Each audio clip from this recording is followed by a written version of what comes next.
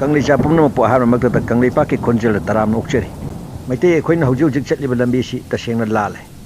अखोइगा कुकीगा लान सोकनगदबा नते cookie तुमनबा हालबसु लांदी लोइरोय हरफम खंगदबा खुंबी खुंगनाव cookie मसा खरगा अखोइगी ममन यामलबा थवाय सिनखिबा पामुई सत्रंगी पोगुम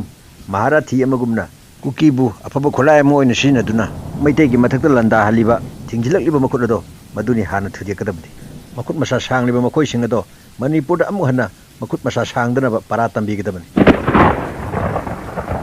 मैते सिंगी थांगलकबा असोइबा खोंथांग अमा भारत की लोइरम सरकार असिना मैतेबु योसनगदबगी ngaiduna lei habase अखोइ मैते मचाम ओइना खंगदबनि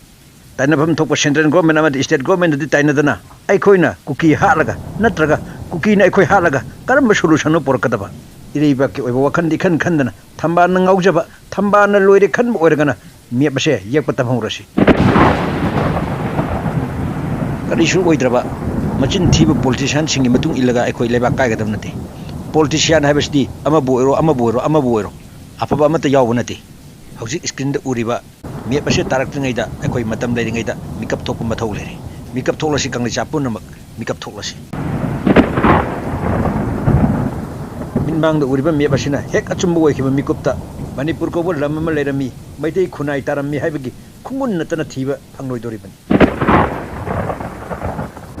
थिंग पीबीनब लेत्रबा भारत के अनीसुब मुंबई होगनी नुंगाई फन पालहोगनी वात पादन नुंगाइन लेहोगनी साउथ एशिया कॉरिडोर की बिजनेस सेंटर ओइदुना सना की मरुम कुपी उचे कुमना अवात अपा लेतना पालहोगनी पृथ्वी की फावर हैब सोर सिंगी मनुंगदा खुद थेकपद सुंजोय सोइदन यावगनी पैसा की मकोल ओइहोगनी अदुबु अइना हाइनिंगलिबदी मैतै कौब फुरुपति कदाय नरमदम नजातिदुन मुत्खरगा करम चौखटपनो नखोइना पावनिबा मतंगसिदा पनबा याबा अमना मसागी मरम फावो लेजदबा नागालैंड मिजोराम की चक्थादा कुकी मसा सिंगसिना कारण फुदुना इंडिया का लौतुनरगा मैतै अखोइगी सक्तम मांगद्रा अइना पलेबा वाफमसिदा नागालैंड मिजोरामना वरौरंबा याय वरौबिगनु असेंबदो हाइजबनी ngalingay matamda oikiba map ki saktam ado mayamda uchage yengbiu 15 AD da nakoigi nagagi amasung kuki gi lam karawai jagano haiba ngamgadra nakoidi harau jagadabani british na loilam thadukna chalamdagi matamda pibiram lam khargakto maduna penthoktuna legadabani british na loilam sasan thadukna chatkiba matamda khwaidagi north east tonghuri base kana no mizoram nagaland assam nakoi humni maitai ekhoigi adukke matik chawna manghaurabani lam kayama mangkhrabani अदुबु नखोइदि पेनाइबे लेते हौजिक लेरिबा Manipur हाइबा lump असिसु British का अकन लान थेंगदुना मैतैगी अथौबा कयागी थवाई कत्तुना थंबिरंबा इखेंगतना येगलंबा अखोइगी मैतैगी ngमखैनि अदुबु ngसिसुनि निंग तंबा फंगदना मिखा पोन ngसिसु हिंगली मसी मक्तदा पेददुना Nagaland Mizoram अनिना India government लौतुनरगा हौजिकसु Manipur की सक्तम थुगाइना होनरि मरकसिदा अपंग प्रजाबु मणिपुर की politician कांगुना माइगे यमदा होइदुना पूरी मणिपुर की ओइबा Tungi वखन खंदना mission ma'am पुनमक makeup थोपीरो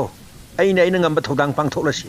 महिरोन कयादगी Meitei अखोइना इरमदम इरेपापु ngaktu लाक्सबनी हौजिकसु अखोइना ngakadabani मरन नाइगिदमत खल्लबा politician साबा ठिकादार जिंगसे मखोइगी मतुंग इल्लबदी अखोइ मैतै सोइद्र मुतगनी मेकअप थोलो कंगैसे सांग मेकअप थोलो